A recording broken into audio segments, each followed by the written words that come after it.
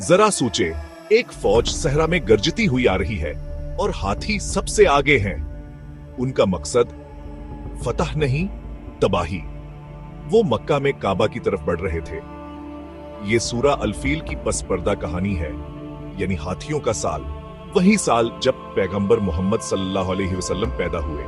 तो हुआ यूं कि यमन में अब्रहा नामी एक ईसाई हुक्मरान ने सनआ में एक बहुत बड़ा गिरजा घर बनाया। वो चाहता था कि अरब काबा को छोड़कर वहां इबादत करें। लोगों ने परवाह नहीं की, वो काबा की इज्जत करते रहे। अब्रहा को बहुत गुस्सा आया। उसने एक बहुत बड़ी फौज जमा की, जी हां, हाथियों के साथ, और काबा को गिराने के लिए मक्का की तरफ कूच किया।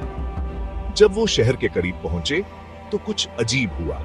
सबसे आगे वाला हाथी, जिसका नाम महमूद था, काबा की तरफ बढ़ने से इनकार कर दिया। उसे धकेला, खींचा, मारा। वो एक कदम भी आगे नहीं बढ़ा। उसे काबा से दूसरी तरफ मोड़ते वो चल पड़ता, उसे वापस काबा की तरफ करते वो जम जाता। फिर आसमान बदल गया। छूटे परिंदों के झंड अबाबील नमोदार हुए, अपनी चोंचों में छोटी पकी मिट्टी के पत्थर लिए हुए और अपने पंजों में छोटी पकी मिट्टी के पत्थर लिए हुए वो कंकरियां फौज पर बरसने लगे। जहां भी वो हलगते, फौजी गिर जाते। घबराहट, अफरा-तफरी, पसपाई। अब्रहा खुद जख्मी हुआ और वापसी के रास्ते में मर गया। असदंग सियानसानी फौज ने जंग नहीं लड़ी। अल्लाह ने अपने घर की हिफाजत की बगैर मक्का से एक भैतलवा राठे। और यह है सूर हालफेल का पैगाम है, क्या तुमने नहीं देखा कि तुम्हारे रब ने हाथी वालों के साथ किया? क्या उसने उनकी चाल को नाकाम नहीं कर दिया?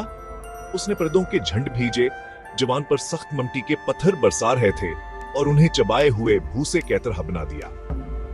मेरे लिए ये सिर्फ तारीख नहीं, ये एक याद दहानी है। ताकत हमेशा शोर मचाने वाली नहीं होती। मंसूबे पल भर में बिखर सकते हैं। जब सब कुछ नाकाबिल शिकस्त नजर आए तो उन देखी ताकत सब कुछ बदल सकती है। ये थी सूरा उल-फील के पीछे की कहानी। मुख्तसर, ताकतवर, नाकाबिल फरामोश। अगर आप ऐसी मजीद कहानियां चाहते हैं तो हमारे साथ रहें।